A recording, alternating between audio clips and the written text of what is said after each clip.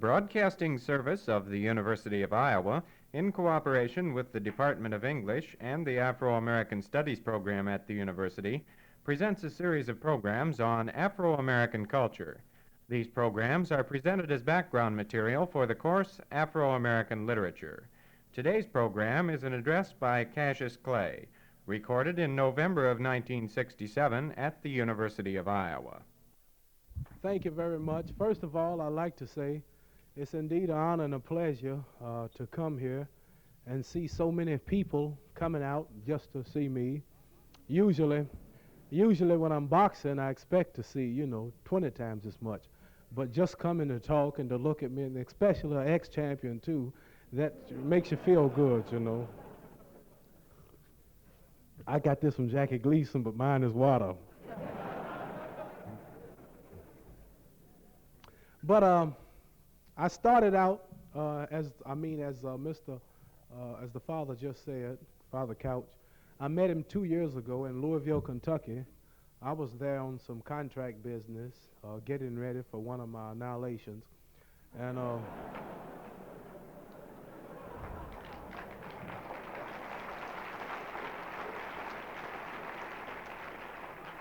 he happened to be in town on some convention, wasn't it?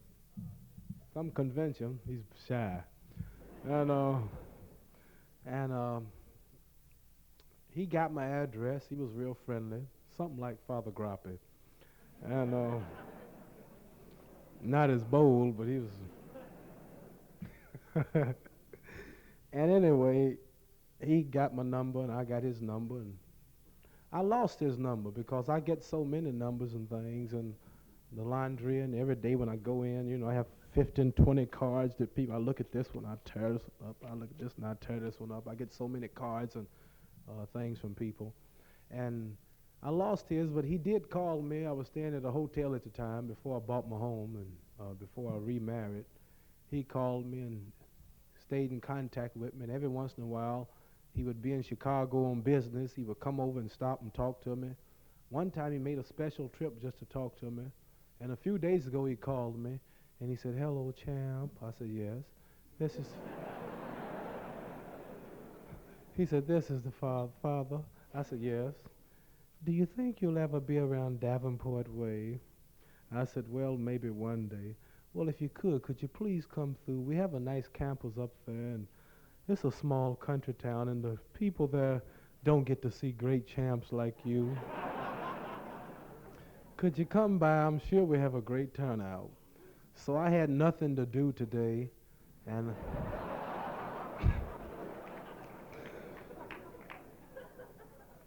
many people say, "You awful witty. I run with Johnny Carson, so he teaches me a lot of this fast talk."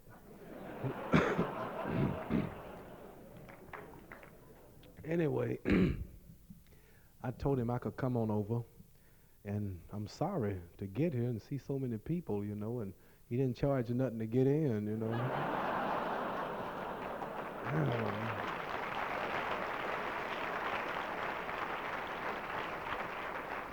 I told him, I said, "Man, I'm not fighting like I used to be. They done cut my money off. I can't work in the country. I can't leave the country. I got all kind of expenses and bills and lawyers' fees to pay. I could use a little money. You could get at least $1 a head, couldn't you?" He said, "Well, champ, we wouldn't want to do him like that, so I just see him after the show." But well, no, seriously, I'm here at my own expense.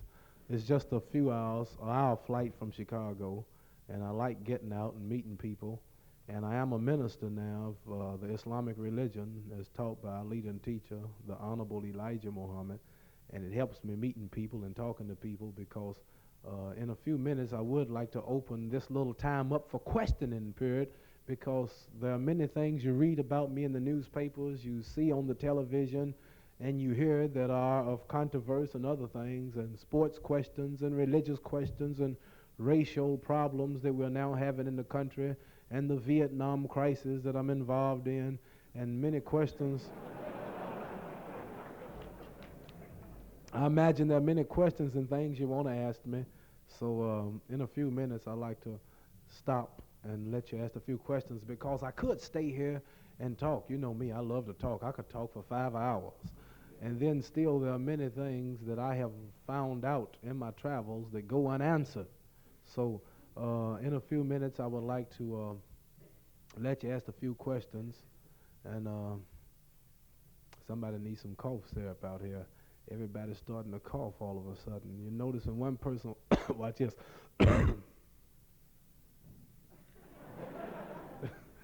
There you go. Now, what I was saying, I started out boxing.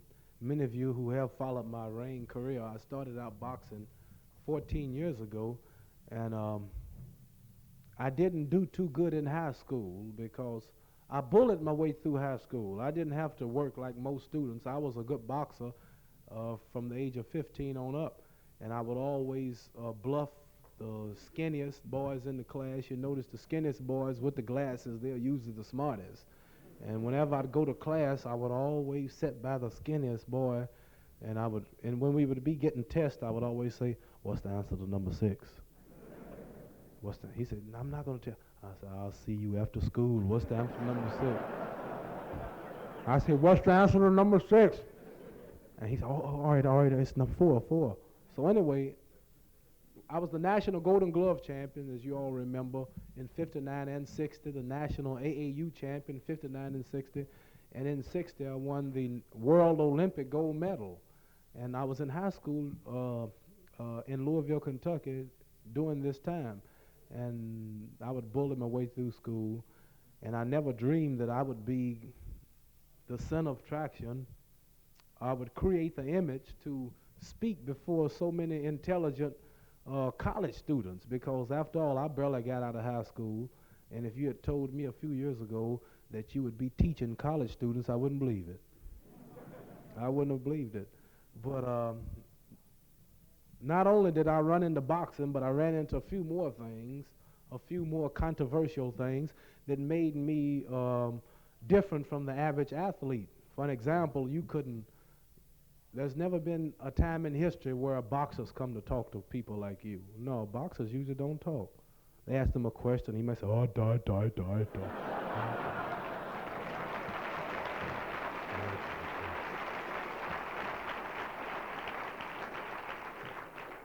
No, in the past, you were the last people boxers would come to talk to, but by me being unusual and different, and been so controversial, well, I can talk on many subjects. I can talk hours on religion. I can talk hours on race problems, hours on any subject you really want to talk about. So this is why I say I found it to be successful to let the people ask questions. And questions usually lead into little lectures. And this way we can get around and give everybody a chance to ask me here while I am here live in living color.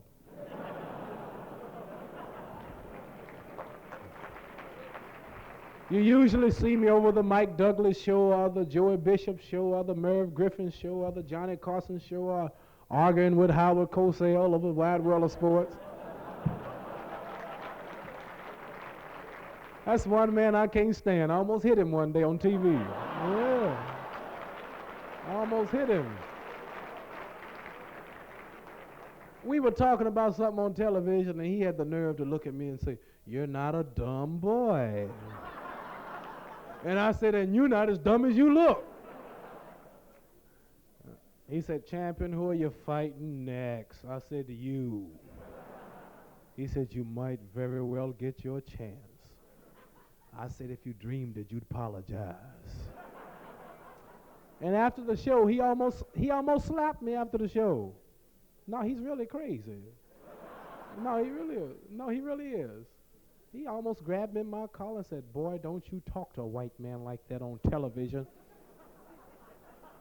Yeah, he told me that behind the doors. I walked on away because, man, I mean, I get 10 years. I hit that little skinny man. I get 20 years. They gave me 5. Now I get 20 if I hit that man.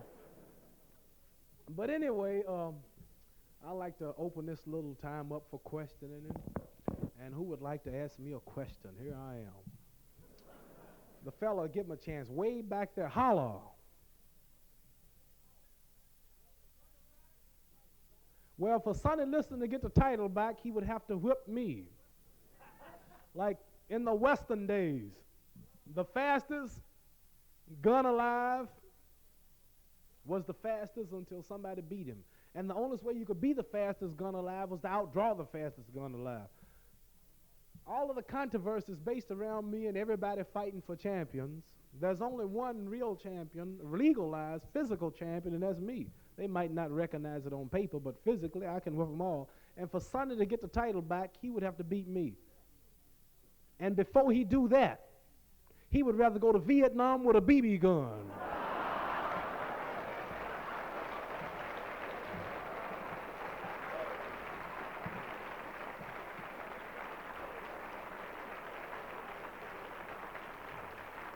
That's right.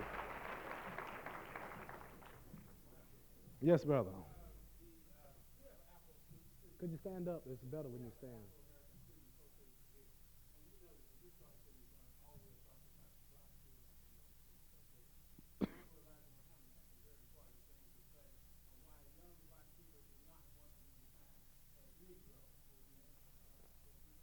Oh, he's asked me why there's a lot of Afro-American groups being organized, black pride and culture among black people, cleanliness among black people, unity among black people, dignity and do something for self. They're starting these type movements, which is what they need. And he was saying that for the people that didn't hear the question, he was saying that many of these students and people all of a sudden want to be called black, where a few years ago they hated black. And he mentioned that the Honorable Elijah Muhammad, our leader, who teaches us that by nature we are not Negroes. It's a name given to us during slavery. And he was asking me to explain why is it that they don't like the name Negro no more as a whole throughout the country. And as far as what we are taught by our leader, the Honorable Elijah Muhammad, the word Negro comes from a Greek word called nekro, N-E-K-R-O. And there's a word called necrology.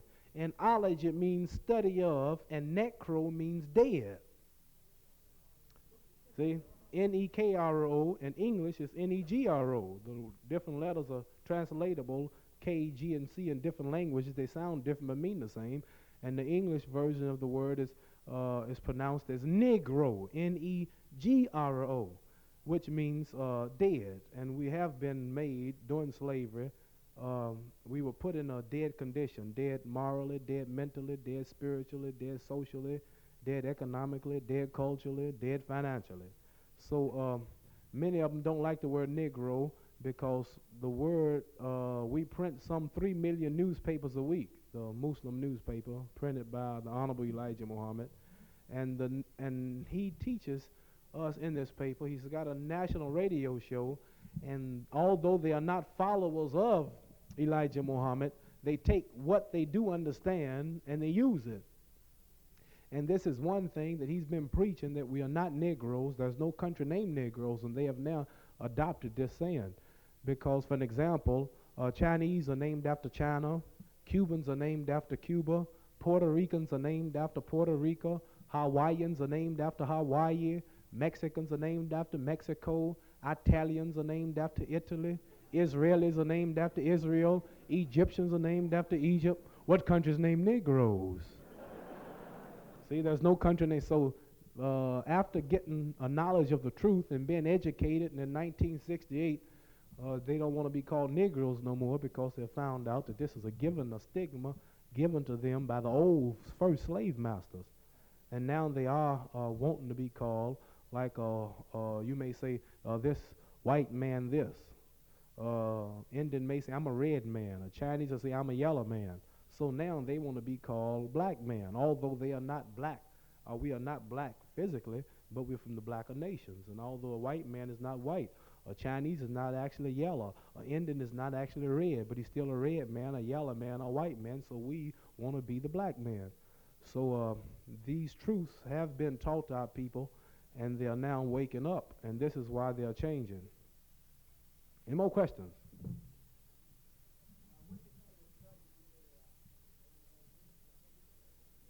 I think the WBA elimination is good because it gives all of the boys a chance to make a living. They They needed that elimination even when I was fighting, because after I beat Zora Foley, even if I was still fighting now and wasn't catching the hell that I'm catching, wouldn't be nobody fighting no way. So this elimination is good to fight to see who's good enough to have the honor to fight me later. Because they don't have nobody around to fight me. I'm not bragging. I'm not bragging. People say, you bragging, are you conceited? I'm not conceited. I'm convinced.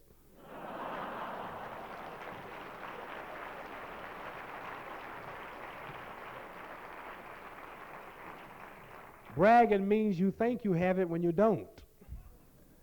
What? Any more questions? My future in boxing, well, right now, it's dead right now because this army problem is so serious and so many people are dying in Vietnam and the hostility is so great for anybody who won't go. So right now it would be impossible for me to really get in the ring and expect to make a living off of the people whose sons and daughters in Vietnam. I understand that. I can understand how they may feel about me, but it's just too bad they don't understand how serious I am about my religious beliefs. So right now, I don't think I'd have too much chance at fighting until this war is over, or until the judge in the higher courts let me off and recognize me as a minister, which I am, or until I spend a few days in jail and come back. So it's all up to the courts. If we get justice in the higher courts, I might shuffle again. The question that I hear most frequently, and I'm sure you hear it a good deal too, is why, with the precedent already established for what boxers and athletes do in the service, you didn't simply take the induction, go in and do the exhibition boxing that would have been required of you, rather than to bring down so much difficulty on your own head. Yeah. Well, I'd say this. That's a good question, and a lot of people ask me that.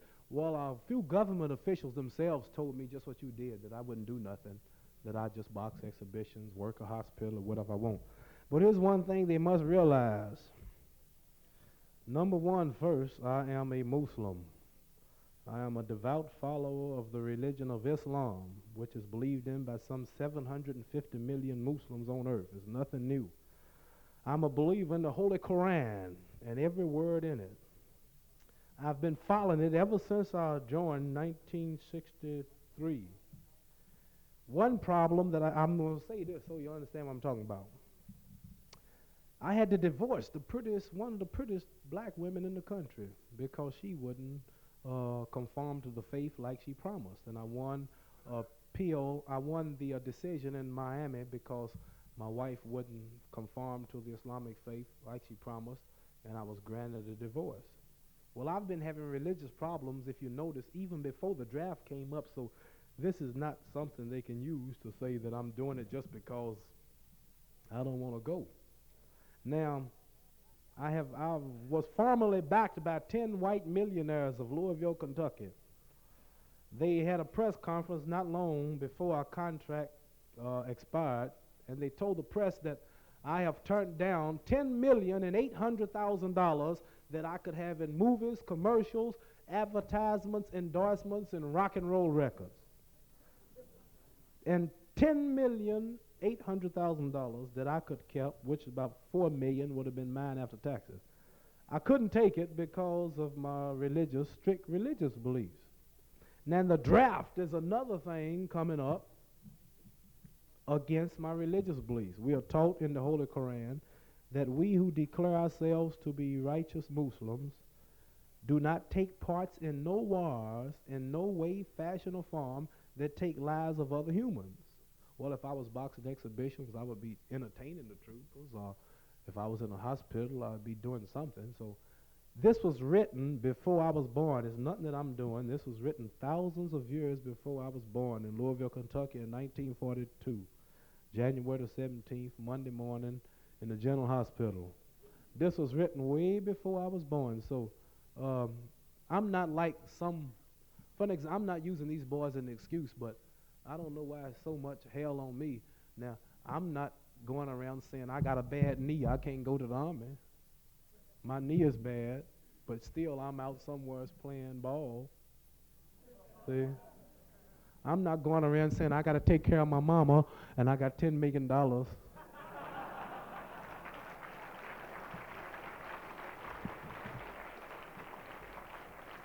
I'm not taking my draft card and burning it up right on the White House steps. I haven't done nothing like that. But yet I'm the scapegoat. I'm the bad one out of the whole bunch. I haven't ran to Canada like thousands of real citizens are doing. But now I'm the bad one. My grounds are legal. I'm a Muslim. My leader, Elijah Muhammad, is the most powerfulest black man that's ever been on the American scene. He has ordained me. We are authorized religion. We even teach in the prisons in America. We have temples and mosque meetings in prisons. I have some 750,000 followers that I minister to from coast to coast. Now, who is it to say that I'm not a minister? Now, who is it to throw me in a jail and say I'm not a minister? If Pope Paul sent this, if this man was in Russia, and Pope Paul and Russia had a war, and this man said, I can't take parts in no wars. It's against my religion. And they said, well, we don't know if you're a priest or not. And Pope Paul wrote a letter saying, in the name of 600 million Christians, this man, Father Couch, is my minister from Pope Paul. Now, who is it to say he's not a minister? Who's going to judge him? I am a Muslim. I'm a devout follower of the Islamic religion. My spiritual leader and teacher, who's recognized in America and the world, is Elijah Muhammad. I'm with him 5 days a week at his dinner table in Chicago. He's teaching me now. Now, who is the American government or anybody to put me in jail now and say I'm not a minister? Who is it to say I'm not sincere?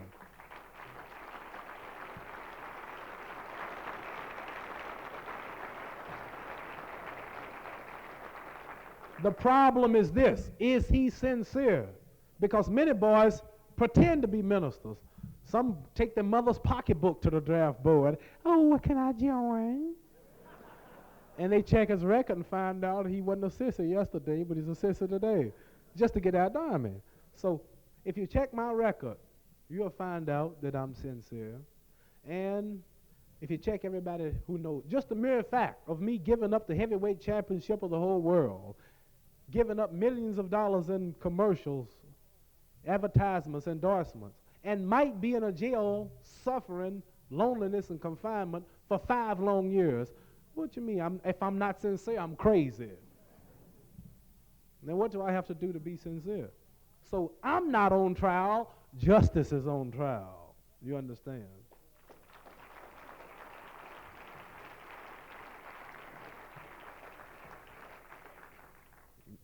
So, any more questions? Answering your question. Let me take so long.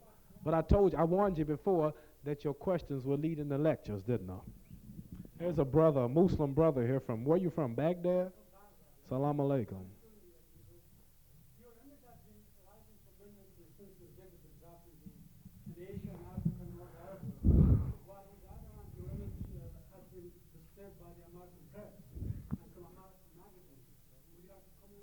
Well, he was just saying that ever since my image, ever since the rejection of the draft and all of the controversial issues have came up, that my image in Asia and Africa, all of the Muslim countries, is so great and heroic, but in America, among the magazines and the press, it's not too good. And he's right.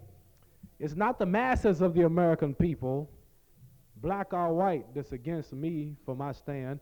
It's just a few boxing commissioners, and it's just a few men who are running for certain offices in certain states that have been kicking me out, hoping to win the people and to make them think that they are good men to vote for. Like this turnout, for an example, what you see here is the same everywhere I go.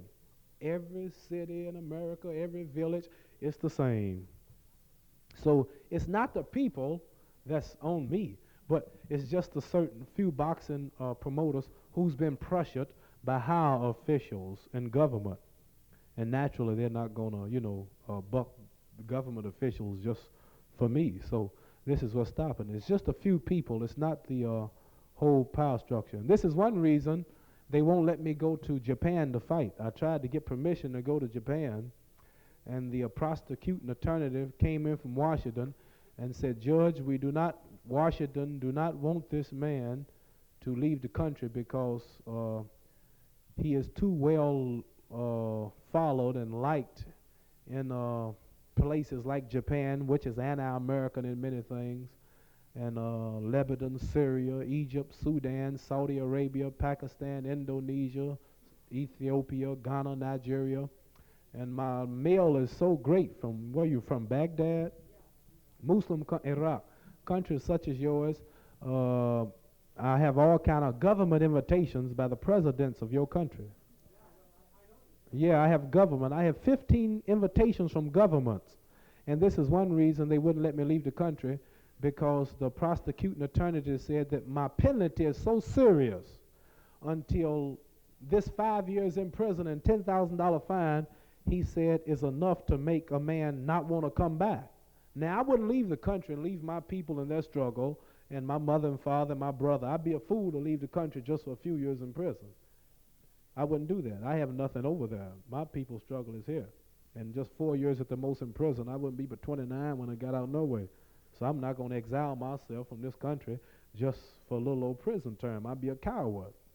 And the image that I have, that's the last thing I want to be, is a coward. Everything I do is courageous and bold. I'd be, yeah, leaving the country, that'll kill it all. So I believe that they know that I won't leave the country, but the idea is just to drive me up financially, hoping that I'll weaken, but I won't. If I go raggedy, I won't. But they say that the reason is, they said that, the exact words he said, Judge, there are 600 million Muslims who would gladly take this man in. He's been made an honorary citizen of all of these countries, and if he leave, he could easily be a millionaire fugitive. And on these grounds, we don't want him to leave the country. So when you said that I'm popular in Asia and Africa, you're right, and not only Asia and Africa, but all of Europe. Because not only Asia and Africa, anti-Vietnam, even all white Europe is against it, even Canada. So nobody's against me for my religious beliefs. Just a few people here in power that's holding up the whole show. That's all. It's another lecture, wasn't it?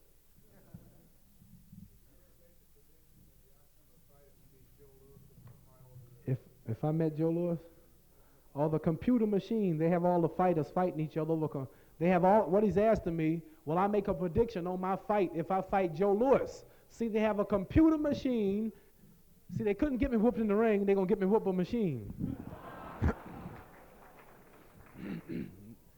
They have a computer machine to compare all of the great fighters in the history, from John L. Sullivan, Rocky Marciano, Joe Louis, Buddy Barrett, Max Barrett, Max Mellon, myself, all of us. And they are imagining that these fellas fought. I beat Max Mellon not long ago, beat him up pretty bad. They were right. And they're taking the weak points, the good points, the hitting power of each man figuring out how he jabbed, how he hooked, what kind of right hand did he have. And this machine is pretty accurate. They imagine that we fought. So he asked me, what would I do? What do I predict if I fought Joe Louis? And these computers, machines, you hear them over the radio. So here's how me and Joe Louis will sound over your radio. Ding! Ali comes out to meet Louis. But Louis starts to retreat. If Louis goes back an inch farther, he'll wind up in a ringside seat. Ali swings to the left. Ali swings to the right. Look at the kid carry the fight.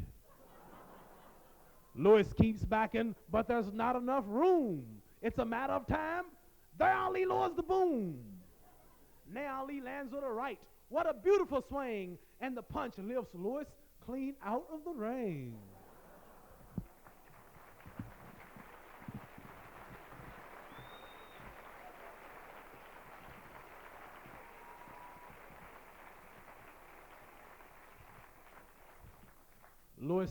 Louis is still rising, and the referee wears a frown, for he can't start counting till Louis comes down. Now Louis disappears from view. The crowd is getting frantic, but our radar stations have picked him up. He's somewhere over the Atlantic. Who would have thought when they came to the fight that they would witness the launching of a colored satellite?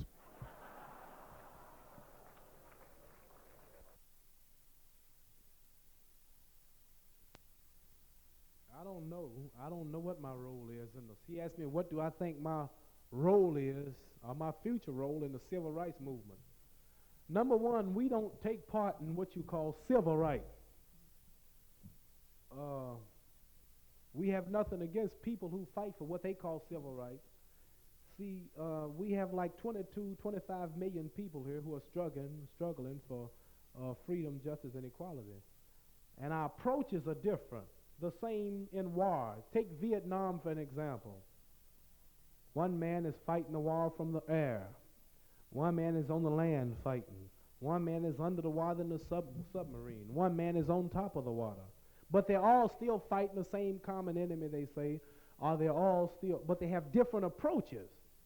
Now you have the Corps, Urban League, ACT, SNCC, Muslim, NACP, this and that.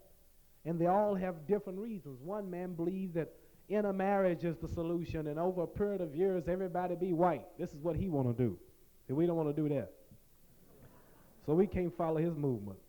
Another man believes in open housing, better schooling with whites, marrying whites, living with whites, eating with whites, riding with whites. He thinks that's the solution. We don't think that's the solution. One man believed that getting some matches or some gasoline bombs and burn the town down. We don't believe that's a solution. One man believed that good education is a solution. We don't believe that because I know some educated fools. They got nothing but education of everybody else but themselves, and they're walking blind men.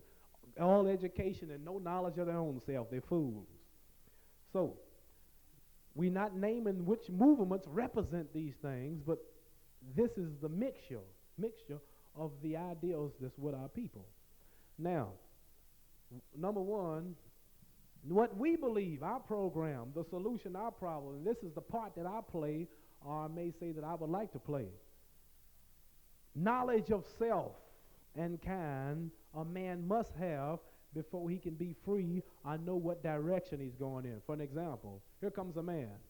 He said, how you doing, buddy? Fine. What's your name? Who are you? Where you going? I don't know. Well, where'd you come from? I don't know. Well, who's your mother? Who's your father? What's your address? I don't know. Well, he's alive physically, but mentally, he's got amnesia. So we have been made during slavery, 22 million people with amnesia. So we believe that this man who's called a Negro must be woken up to the time he's living in, to true nature, and to what he must do before others respect him. This is the solution. Not begging whites to clean up the ghetto and demonstrate because the government and the mayor don't clean up the ghetto, but the ghetto is not in the neighborhood, the ghetto is in the people. The people make the ghetto. The ghetto don't make the people. People make the ghetto. And the condition of the 22 million of our people today as a whole, if they were given a $400 billion housing project, it'll be a hole in a year and 6 months. So the problem is teaching the people. And my role, answering your question, is to preach the truth to them that Elijah Muhammad is teaching them that will make them better citizens in America and will take them off of your back. And that truth is that they don't know the knowledge of themselves. For an example, we call ourselves Negroes. Well, why are we called Negroes? Chinese are named after China, as I just said. All people named after country. We don't know who we are. If I said we don't have our names, Cassius Clay was a American white. If I said here comes Mr. Chang Chong through that door, you don't have to look. You know that's a Chinaman. If I said here comes Mr. Khrushchev, you know that's a Russian. If I said here comes Mr. Lumumba, you know that's an African. Here comes Mr. Kosygin, you know he's a Russian. Here comes Morning Star, Rolling Thunder, you know that's an Indian. If I said here comes Mr. Washington or Mr. Clay, you don't know who he is, white or color, till you see him. So here's 22 million people who don't have their names and think that these are their names. Here's 22 million people who's been brainwashed to love white and actually hate themselves. So by them being brainwashed to love white, they wear you to death. Chase your daughter, run you out of your neighborhood, run you out of your school, just a worry. Because he's been taught and made like that. Because when he was a little bitty boy, he was taught that Santa Claus brought him his toys. He saw a white man. Unconsciously, this was brainwashing him.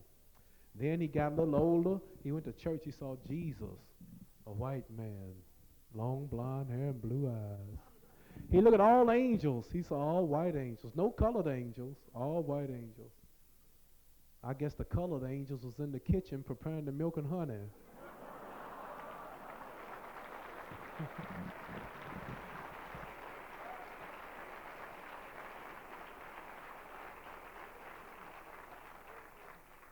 So he don't see no, I'm explaining your question.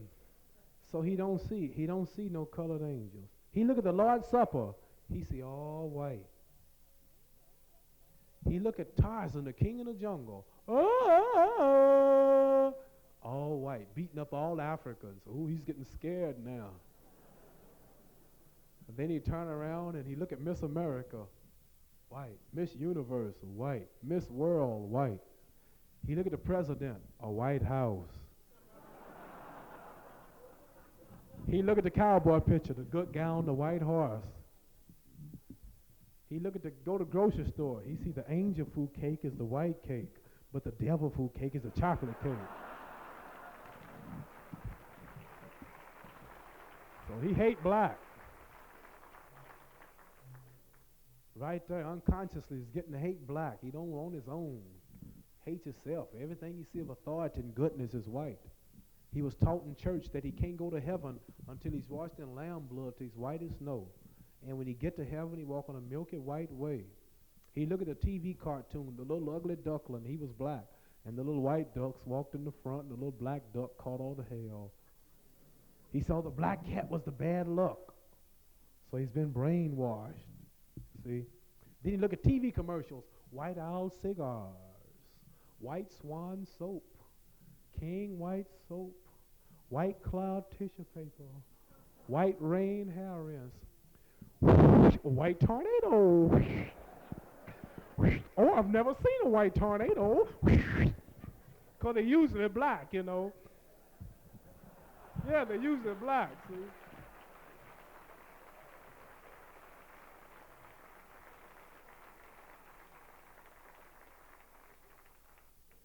Yeah, white plus toothpaste, white rain hair rinse.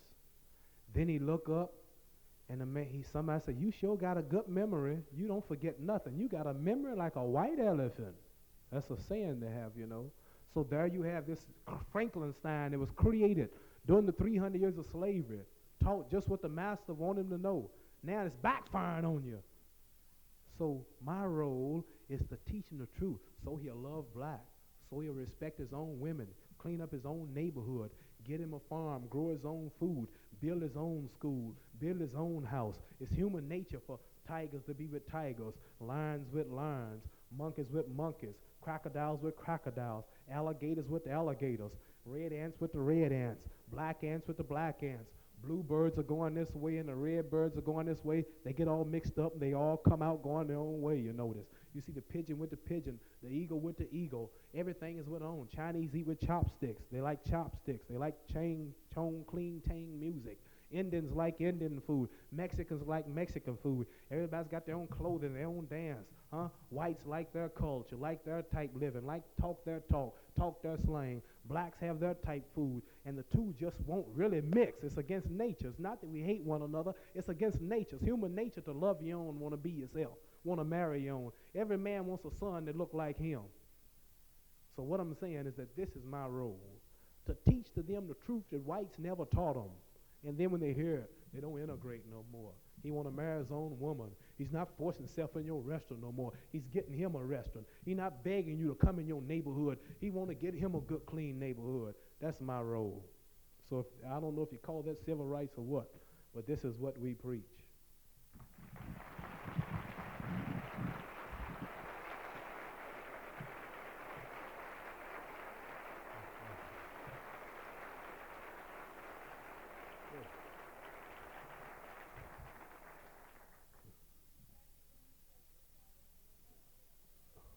She asked me, do I care to demonstrate the shuffle in slow motion?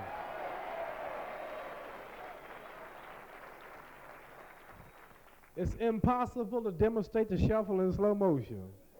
It's too fast. Slow motion cameras don't even detect the speed. Yeah. But I don't feel like doing it right now. Maybe after we through talking, I want to keep my mind in a little off and on, serious mood, happy, gay, and we'll clown later. But right now, I want to keep my, because they have a few questions they want to ask. And did you ask one yet? Or stand up and talk loud? Well, yes, we were going to fight Will Chamberlain. I was, yes, it was there any possibility that I was going to fight Will Chamberlain. That's right. I thought it was a joke myself, for real. We won't, you see it on Wide World of Sports? I was there with Howard Cosell again. and he reminds me of, who do he look like? Frankenstein? You know, the Count Dracula or somebody. You know, he's got that weird look, you know. You see this fellow who created Frankenstein, you know, he favored him. I went to the show. I thought it was a joke, but it was serious. Chamberlain was serious, and he did want me to fight. And I told him before I fight him, he'll have to cut the beard off because I'm not fighting no billy goats. Remember that? Somebody said, could you describe a fight between you and Chamberlain? I said, it wouldn't last long. He said, well, what would happen? Crack, crack, crack, crack, crack, timber! That's all.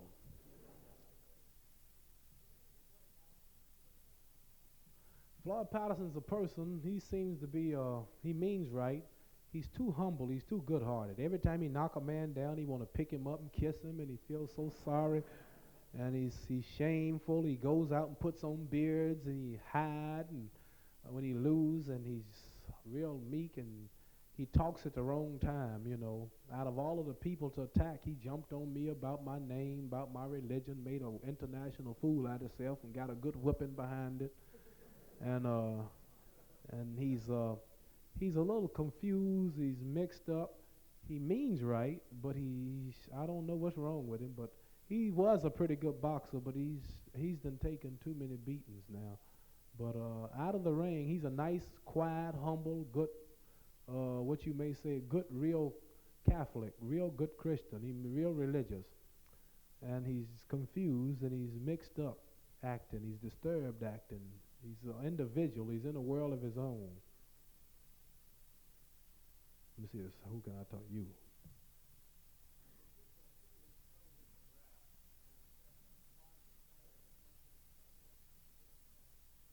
Huh? Yeah. That's the trouble. That's what I applied for when I should have put the ministry down. And this is what they were reluctant about when I changed it. I was a minister at the time. I was doing the works of a minister, preaching, the teaching of the religion, and my leader had authorized me. But I wasn't being introduced as minister, but I was. I was a minister all the time and didn't know it. And then my other lawyer, Mr. Hayden Covington, came in and said, you're a minister, which I was. But I didn't, when I first put that down, I didn't have this in mind, and then we changed it. But that's what I put down first, conscientious objector. You over here in the yellow shirt with the glasses, little skinny boy with the glasses. What I think of the Johnson administration, I couldn't even start talking about that no way because we don't take no part in politics. I don't know nothing about politics. We no way to be victorious in politics. They change the law every minute. They write it when they want it. They got books I never seen, never will see, and there's no salvation in politics for me.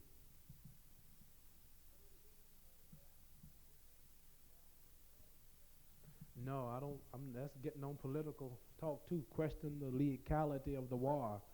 I don't take part in no wars. I don't care if we jumped up and fought Russia tomorrow, jumped up and fought Africa, jumped up and fought Israel, jumped up and fought Mexico. We don't take parts in no wars that take the lives of humans unless it's a holy war declared by Allah, God himself, or his messenger or his prophet of that day. And this is not going on. So it's not just Vietnam, no war.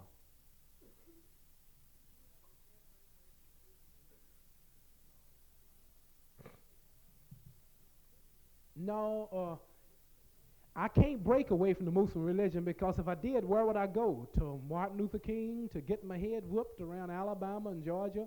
Why would I want to go to break away from something that's made me so great and so respected and so powerful worldwide?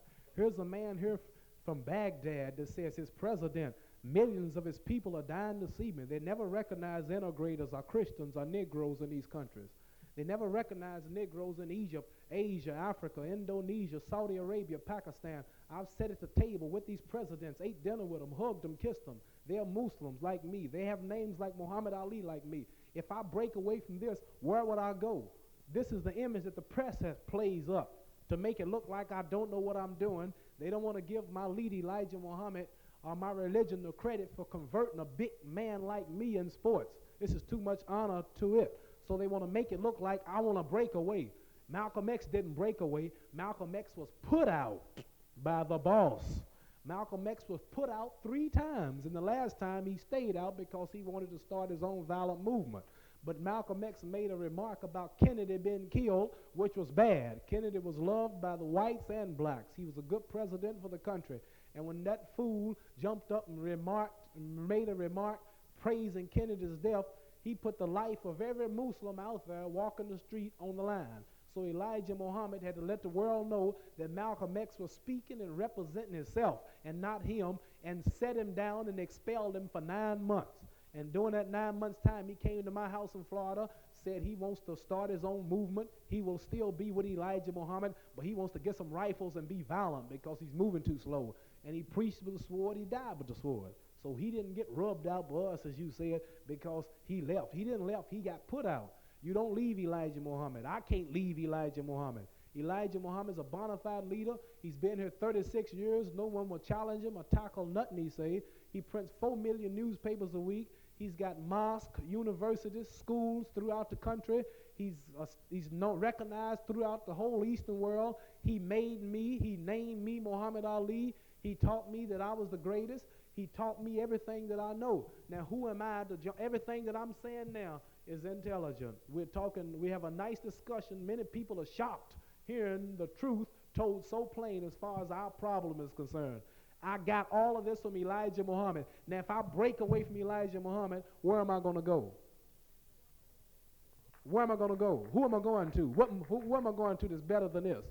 I'm respected by whites and blacks throughout the country and the world.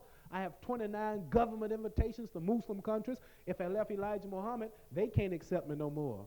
So where am I going to go? Go out there and march somewhere and get my head whooped trying to live beside somebody that hate me? Going to a restaurant where they might poison me? Is that where I'm going to go? Where will I go if I leave Elijah Muhammad? Nowhere but to hell. So what you mean? I ain't going nowhere, and I hope I don't go nowhere. I hope he don't put me out because he's awful powerful with us. You understand? So I'm not going nowhere and don't want to go nowhere, but get closer to him because he's the only man for black people to follow who's teaching them some truth that they never heard. Yes, sir.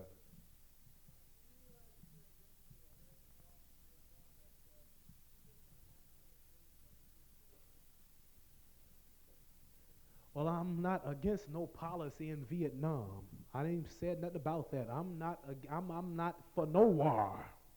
See, what would I say if the war ended tomorrow and they went to war with Germany? Then what's my excuse if I'm against Vietnam? I got to make up another excuse. I'm not for no war. So what I'm saying is that the demonstrations, I don't have nothing to say about that because the people who will get their head beats to the blood run down them, they are serious. And if they are serious, then I'm with them if they believe they're right. But I don't have no comment one way or another, you understand? They ain't going to trap me in no politics. I think I'm too smart. Yeah.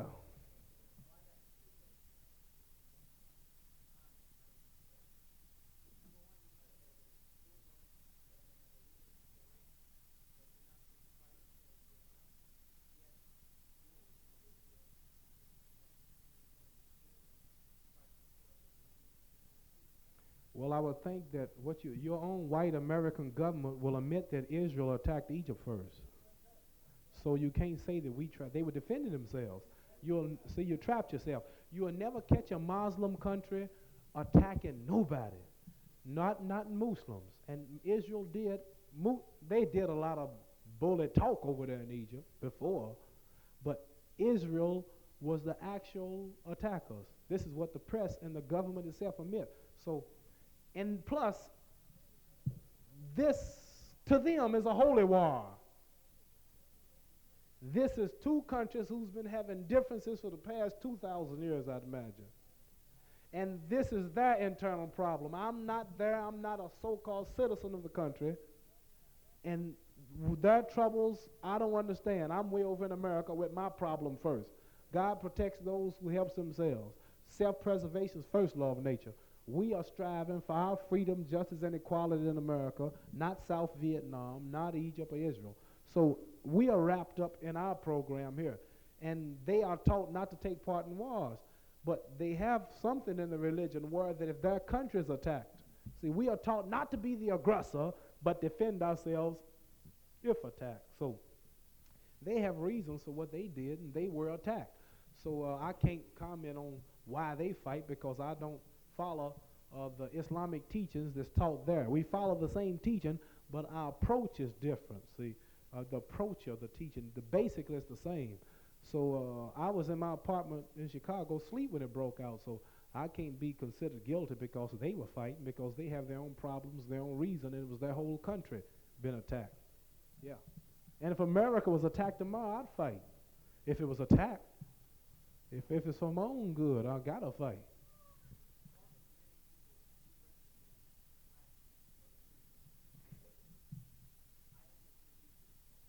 I understand.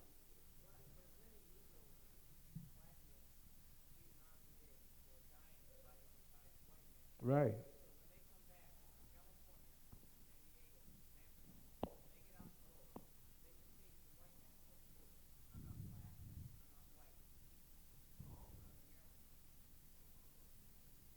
Well, it's too bad the white men don't feel that way about him. You're right. When he get back off the boat, he says to the white man, when he get back from Vietnam, he was saying to me that the Negro can say, I went to Vietnam, I fought, I have one eye, I have no arm, I'm not black, I'm not white, I'm an American, I'm a man. That's what the Negro can say. The Negro's right. It's just too bad the white man don't feel that way too as a whole. Because he wouldn't have to come over here and get his head whooped just for demonstrating. He wouldn't have to come over here and get shot down with tanks and machine guns. Not only did he fight in Vietnam, but he could say, I fought in China to help preserve America. I fought in Germany to help preserve America. I fought in Korea to help preserve America. I even worked before the war started 310 long years, 16 hours a day without a payday. I was just your little servant. I turned my cheek. You lynched me. You burnt me. You tarred and feathered me. You raped my women. You slaved me from day to day. Treat us worse than you treated human animals. Communists go where I can't go. Africans go where I can't go. We go to church every Sunday. We are so humble and meek. But yet and still, you still mistreat us today worse than you did long ago when we start demonstrating. He can say that too. But it's just too bad. It's the power structure that don't meet the little Negro halfway and show some goodness for him too. Say, well, slave, you done worked and plowed my fields. You done built America so until you have enabled us to have 50 of the richest states on the planet. Little slave, you done fought in all of my war to preserve this land. Little slave, I done owe you for 310 years of free labor and lynching. We got 50 states. Now that we don't need you no more, little slave, take 5 of the states. Now that you are doctors and lawyers and nurses and carpenters and mechanics and this and that, go over here now and build your government and grow your own food so you can be industrious and respected. Pool your qualifications and educations for self-independent slave. We don't need you no more to pick cotton because we got machines doing the work of 20,000 of you in one day, and we don't want you walking the streets hungry and out of work, and then if you steal something, we shoot you and kill you. Little slave, you're free now. Go on over here and build you a home. The whites don't, at least you could do that. Not just say, well, you can have a job now, or you can now marry my daughter, or you can live in my neighborhood, or you can eat in my restaurant, or I'll make you the mayor of the city, or I'll let you be beside the president when he speak, or I'll let you stand beside the Pope Paul when he lecture. That ain't nothing solid. That's like taking a man who done built a big old house for you, and then when the work is over, give him a little old biscuit and a little strangler chicken bone, and say, I'll treat you better today. Here's a job. Well, what's a job? We was brought here. The sole purpose of bringing black people here was give him a job. And today we've been catching so much hell until we're happy to get a job. What in the devil is a job? So what I'm saying is when that little Negro get off the ship, he could say all of this. See, if he was wise, he could talk more and say, I've been to Vietnam. He could put you on a whole lot of spots, but he's still dead. He fought, but he really don't know why he fought. He don't know who he was shooting. The man he was shooting didn't call him nigger. The man he was shooting didn't put dogs on him and lynch his mama and rape him for 400 years. He just shot, and he was brown too, his own Asiatic brother. He just shot him up, and he come home, and he's not free to shoot for himself. You understand? So you're right. He could say that and more.